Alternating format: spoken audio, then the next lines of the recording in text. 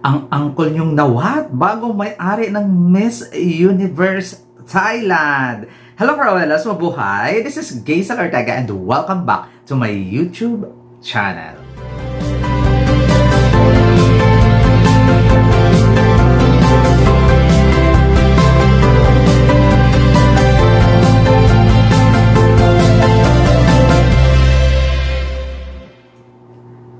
Kamusta po kayong lahat? Good morning, good afternoon, good evening. Ano mang oras kayo nanonood sa akin ngayon, maraming pong salamat sa mga bago ko dyan subscriber, returning viewers.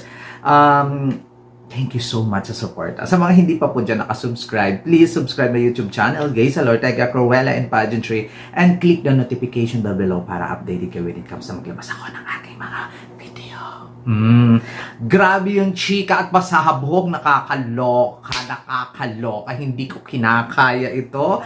Mr. Nawat, oh my God, ang uncle ninyo, kinuha ang franchise, ang bagong national director ng Miss Universe Thailand. Oh my God!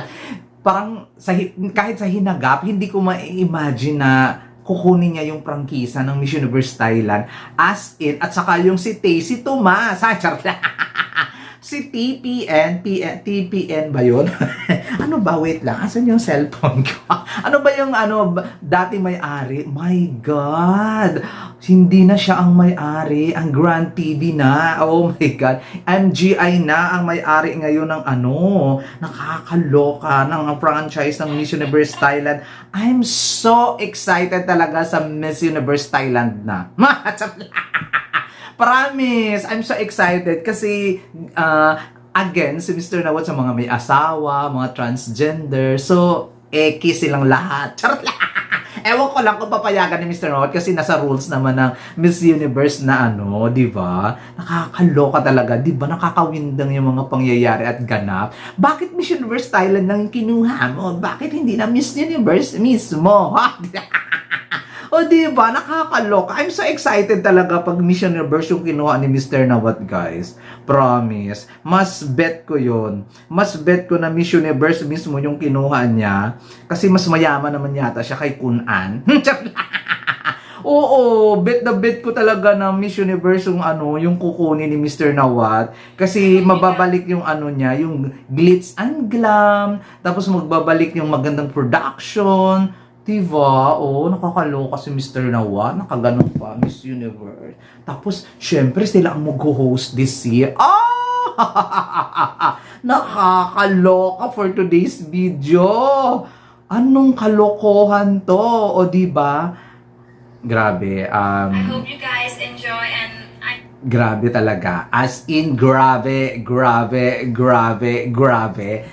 Natuwa ba kayo guys na si Mr. Nawat na ang bagong national director ng Miss Universe Miss Universe Thailand? Parang kasi ini-imagine ko siya. So naniniwala siya. Parang hindi na magkakompetensya tuloy ngayon yung Miss Grand at saka Miss Universe. Parang sister company na. Parang gano'n na, di ba? Kaloka. Sana naman yung bonggang stage production talaga. I'm so excited talaga kasi alam ko magaganda. At tapos ngayon, ang Miss Universe sa Thailand gaganapin. Kumbaga, oh my God! Siyempre, ayaw ni Nawat mapahiya yung yung bansa niya. Oh, di ba? This is the best. O, di ba? Leveling. O, di ba? Siyempre, ang Miss Grand International pa rin when it comes to production. Ang Miss Grand International ang nangunguna dyan. Tapos, pumapangalawa ang Miss Universe. So, ngayon, lumeleveling na. May chance siguro to. I think may chance na makuha ni Mr. Nawat ang Miss Universe. Diyos Mariosip talaga. Parang kakaloka. Kahit guys, kahit sa hinagap ko, hindi ko talaga maiisip na gagawin ni Mr. Nawat yun. Nainteresado siya doon. May balak ba siya? May masamang ba siya?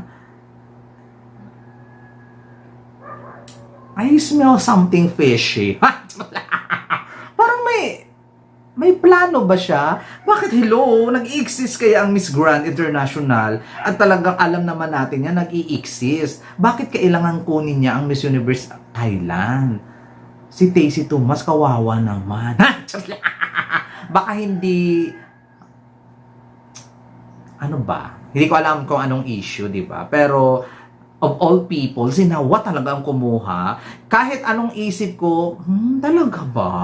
Siyempre kalaban yun eh. So totoo lang, magkalaban sila. Wag tayong plastikan, o di ba? Laging ang sinasabi ni Mr. Nawat na minor pageant ang Miss Universe. O dahil nandiyan na siya sa Miss Universe Thailand, major pageant na ba? Naku, may behind the scene talagang nangyayari talaga dito.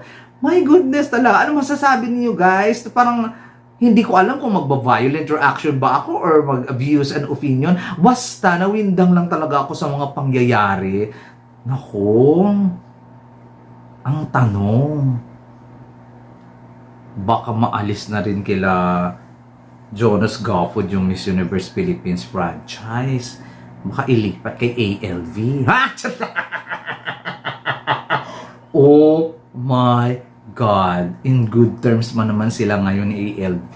Charot lang. Hindi pa naman. Miss Universe Thailand pa lang naman yung hawak niya. I don't know kung naman talaga kung may connection siya doon. I mean, kung may, ano ba talaga yun, kung may, pero hindi malabo na meron siyang member na siya ng Miss Universe organization. Bakit pinapasok nyo? Di ba? Nakakaloka. At least, sa ngayon, alam natin na hindi magsasabong ang Miss Universe at saka Miss Grand when it comes sa date. Siyempre, di ba? Kasi magkaibang ano. And hopefully, ay nalulok. Basta, ano bang naiisip nyo? I-comment down below nga. Kasi natutuyuan ako ng utak dito sa nangyayari dito sa Miss Universe Thailand at saka sa si Mr. Nawat. Grabe, promise. Siya talagang national director. For sure, hindi na magduwawagi. Feeling ko hindi na si Vina. Ayaw ni Mr. Nawat ang may mga asawa, di ba? Tapos hindi ayaw din niya ng may mga ano ba tawag doon? Yung mga hindi taga-Thai, o di ba? So, delikado na si Vina. At alam mo naman, winner talaga si Mr. Nawat magpa-pageant, di ba? Kakaloka. Baka I'm so excited sa Miss Universe Thailand. And hopefully, for sure, silang best pageant ever. Dahil si Mr. Nawat yung humawak eh. For sure yan. Hindi na ang Miss France. Kasi para sa akin, the best pageant ever talaga na national ay ang France. Grabe talaga. Pasabog talaga sila every time. Tapos sumunod si Thailand. Pero I think, di ba? So I'm so excited sa mga pangyayari sa Miss Universe Thailand. For sure, ang dami nitong activities, ang dami mga challenges, o di ba? So ano na? Mag-friendship na yung Mr. Universe at saka Miss Grand. Paano to? Mag-sunny pwersa din kaya ang Miss World at saka Miss Earth? Total, yung Miss World at saka Miss Earth, di ba? Kumbaga magkakaisa sila sa when it comes sa pa-advocacy nila at saka pagtulong sa community. Samantalang itong Miss Grand at saka Miss Universe, puro selfie lang. Puro rampa-rampa lang. Samantalang yung Miss World at saka Miss Earth, pag mag-sunny person, nakakaloka, o diba? Nararamdaman ko talaga. Ang unang mawawala, Miss Universe o Miss Grand? Charot lang.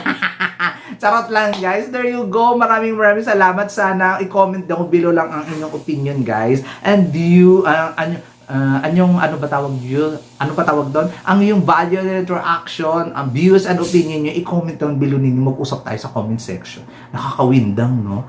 Hi! Maraming salamat. This is Gaisel Ortega.